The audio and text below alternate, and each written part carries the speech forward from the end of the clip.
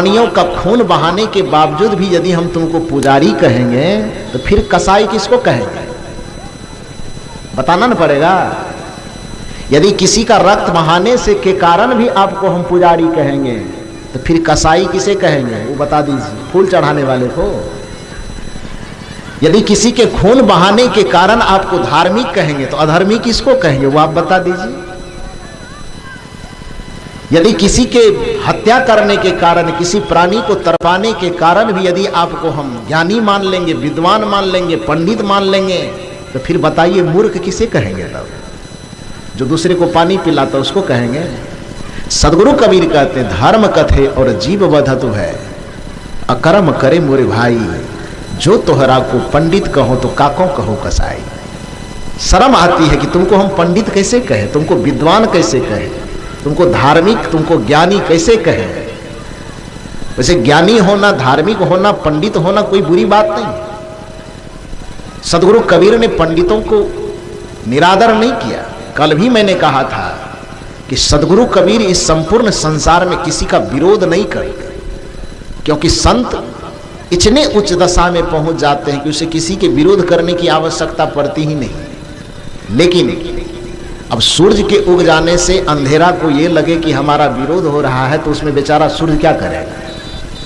दिया के जल जाने से यदि अंधेरा को लगता है कि हमारा विरोध कर रहा है तो इसमें दिया बेचारा की क्या गलती है? वो क्या करेगा? कुछ कर सकता है? अंधेरा को तो हर वक्त लगता है कि सूर्य मेरा विरोध करता है। उपनिषद में एक कथा आती है, बड़ी रोचक कथा है। एक बार ब्रह्मा जी के पास अंधेरा पहुंचा और ब्रह्मा जी से कहा कि ब्रह्मा जी, पुराण की मान्यता के अनुसार सृष्टि की रचना आपसे ही मानी जाती है। आपने पूरे संसार को बनाया और संसार के हर अच्छे बुरे चीज का निर्माण आपने किया। मनुष्य को बनाया, पेड़ बनाया, पत्थर बनाया, पहाड़ बनाया, नदी बनाए, झरने बनाए, मानव बनाए, मानवेतर प्राणी बनाए। सबकी रचना आप ही के द्वारा हुई है। आपको सृष्टिकर्ता कहा जाता है। तो सृष्टि में जितने चीज है सब चीज का निर्माण आपने किया। ब्रह्मा जी ने कहा हाँ मैंने किया। अंधेरा ने कहा कि पूरे सृष्टि में सबसे बड़ा ग्रह सूर्य को माना जाता है, उस सूर्य को भी आपने बनाया। कहाँ बनाया? अंधेरा ने कहा कि चूंकि वो सबसे बड़ा ग्रह है इसलिए पृथ्वी पे जितने भी जीवंत प्राणी हैं सबका बड़ा भाई सूर्य हुआ। कहाँ हुआ? तो कहा आपने सूर्य को बनाया तो अंधेरा को किसने बनाया? ब्रह्मा जी ने कहा कि जब सबका के रचनाकार हम ही हैं, सृष्टि बनाने वाले हम ही हैं, तो जब सूर्य का निर्माण हमने किया तो अंधेरा का निर्माण भी हमने ही किया। अंधेरा ने कहा कि जब सबका निर्माण आपने किया है, इस संसार में सबको जिम्मेदारी, सबकी हिस्सेदारी बराबर होनी चाहिए ना। ब्रह्मा जी ने कहा होना चाहिए। तो कहा बड़ा बेटा होने के नाते सूर्य को आपने इतनी मनमानी की छूट क्यों दे दी? ब्रह्मा जी ने कहा हुआ क्या? कहा हुआ ये कि जब इस संसार में सबका निर्माण आपने किया है तो सबको सम्मान, सबको मर्यादा, सबको जगह मिलनी चाहिए, स्थान मिलना चाहिए। लेकिन आपका बड़ा बेटा होने के नाते यह सूर्य इतना घमंडी है, इतना अभिमानी है कि जहां जहां जा करके हम अपना किला खोटा गाड़ते हैं। कौन कह रहा है? अंधेरा कह रहा है। जहां जहां जा करके हम अपना किला खोटा गाड़ते हैं, स्थापित करते हैं कि आपका ही बड़का बेटा सूरज आ करके सब जगह से हमको बेदखल कर देता है, किला खुट्टा उखाड़ देता है। कहाँ जाते हैं कहाँ आते हैं कुछ पता भी नहीं चलता है। बड़ी मेहनत करके हम बनाते हैं, अपना भवन तैयार करते हैं, अपना किला तैयार करते हैं और कुछ देर के बाद सूरज आता है और हमारे राज को उखाड़ पुखाड़ करके किला खुट्टा उखाड़ के फेंक देता है। हम कहीं के नहीं बचते। ब्रह्मा जी ने कहा कि जब से सृष्टि बनी है तब से लेकर के आज तक यह शिकायत करने के लिए तो कोई नहीं आया। जहां तक मुझे मालूम है सूर्य संपूर्ण प्राणी को, संपूर्ण पदार्थों को जीवन शक्ति की ऊर्जा दे करके सबका सहयोग ही करता है। पेड़ पौधों को बढ़ने में विकसित करता है, फसल को उगने में विकसित करता है, मनुष्य को जीवन की ऊर्जा दे करके आगे बढ़ने में मदद करता है। तो जहाँ तक मुझे जानकारी है, सूर्य आज तक किसी को कष्ट नहीं देता, सबका मदद करता है। तू पहला व्यक्ति है जो शिकायत करने आया है। तो खैर कोई बात नहीं, शिकायत किए ही हो तो अचानक तो एक्शन लेंगे नहीं, अचानक तो कोई फैसला सुनाएंगे नहीं। सूर्य को आने दो, उससे बातचीत करते हैं, उससे पूछते हैं कि तुम्हारा कोई शिकायत करने आया था, असल बात क्या है। घुसखोर सरपंच तो है नहीं कि फैसला सुना देंगे के पक्ष की बात सुन करके, कुछ सोच समझ करके फैसला सुनाए। तो अंधेरा को कहा कि या तो कल आना या सूर्य से पूछ लेंगे, जब समय होगा तुमको भी बुला लिया जाएगा। ब्रह्मा जी से शिकायत करके अंधेरा चला गया। ब्रह्मा जी इंतजार करने लगे सूर्य के आने का।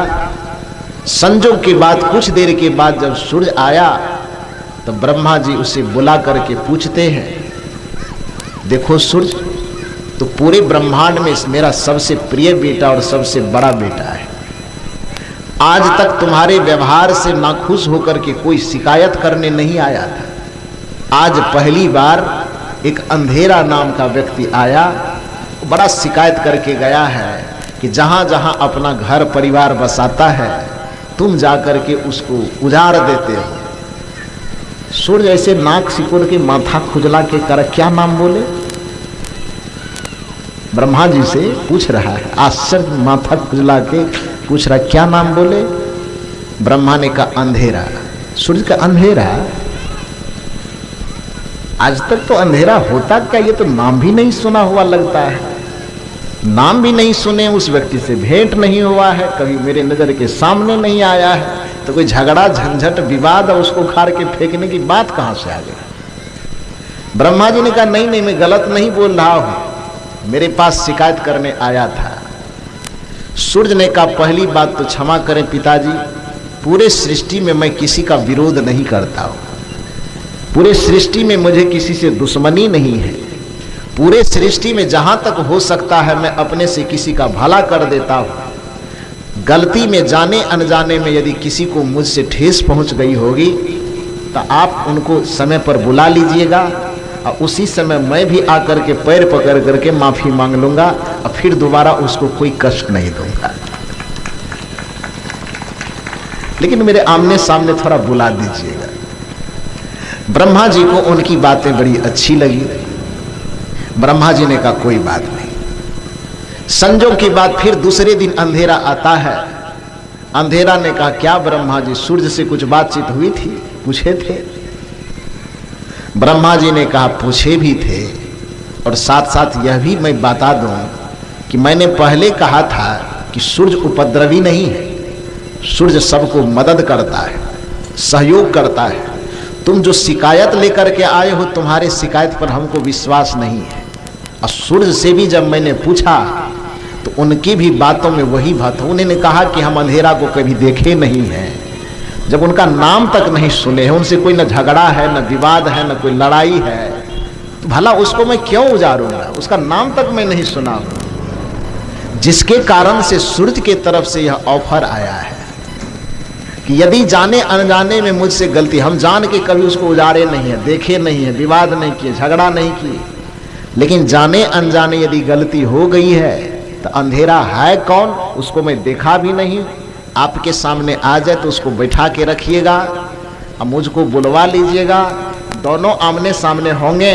पहले तो हम उसको कहेंगे कि भाई हमने गलती तो किया नहीं, यदि फिर भी उसको लगेगा कि मैंने गलती किया है तो मैं उससे पैर पकड़ करके माफी मांग लूंगा। तो अंधेरा अब तुम आ ही गए हो, तो ऐसा करते हैं कि सूर्य को बुलवा लेते हैं, तुम बैठो यहाँ पर और सूर्य को क्या करते हैं हम, बुलवा लेते हैं। तो जैसे ही सूर्य को बुलवाने का नाम लिया तो अंधेरा कान पकड़ के उठक बैठक करने लगा और उसने कहा कि मुसीबत तो यही है कि हम उसके सामने ठहर ही नहीं सकते, यही तो समस्या है कि आप उसको बुलाने के लिए भेज रहे हैं तो उसके सामने हम ठहरेंगे कैसे? वो आ जाएगा तो हमारा रहना मुश्किल, हम रह नहीं सकते हैं। ब्रह्मा जी ने कहा कि जिसका नाम सुनने के साथ ही तुम गायब होने के लिए गली खोज रहे हो और उस पर मुकदमा ठोकने आए हो कि उसके कारण हमारा घर उजड़ जाता है, कि तुम्हारी बेवकूफी नहीं है? कहने का ये अभिप्राय है। भला सूर्य को अंधकार से क्या दुश्मनी हो सकती है? कोई दुश्मनी नहीं है, लेकिन सूर्य के उपस्थित हो जाने पर यदि अंधकार शिकायत करे कि सूर्य हमारा विरोध करता है, तो इससे सूर्य को समझदारी, समझे कि न समझे, सूर्य को कोई मतलब हो कि ना हो, यह अंधकार की बेवकूफी है कि सूर्य हमारा विरोध कर रहा है।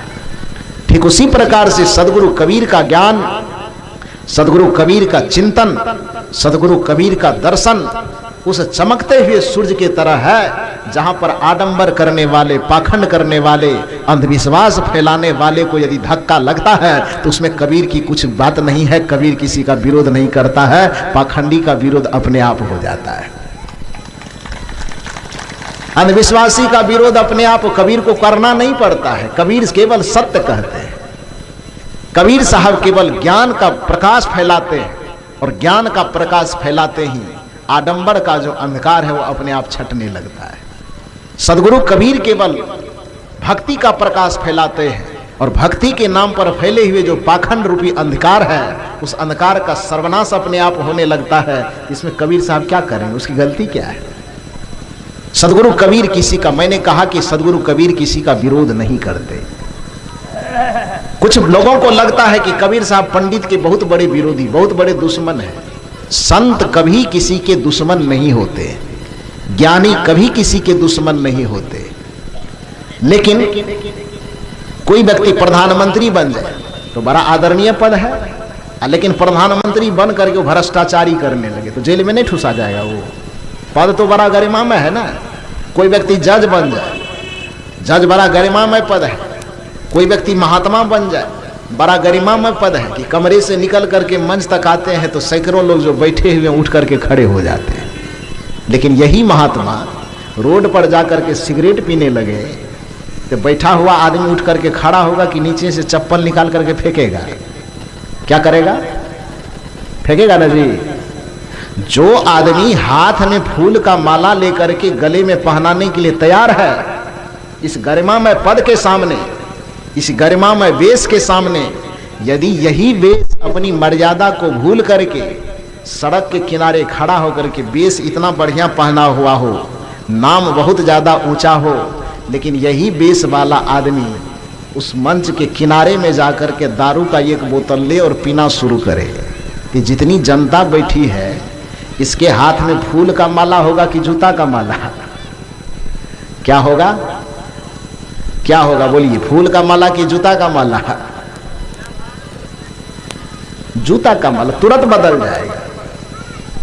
तो कहने का ये अर्थ है कि सम्मानित पद पर बैठने के बावजूद भी, पद सम्मानित हो, नाम सम्मानित हो, पहचान सम्मानित हो, लेकिन सम्मानित नाम, सम्मानित पहचान और सम्मानित पद पर बैठ करके यदि कोई व्यक्ति गलत करता है तो पद ऊंचा होने के कारण उसके गलती को माफ नहीं किया जा सकता।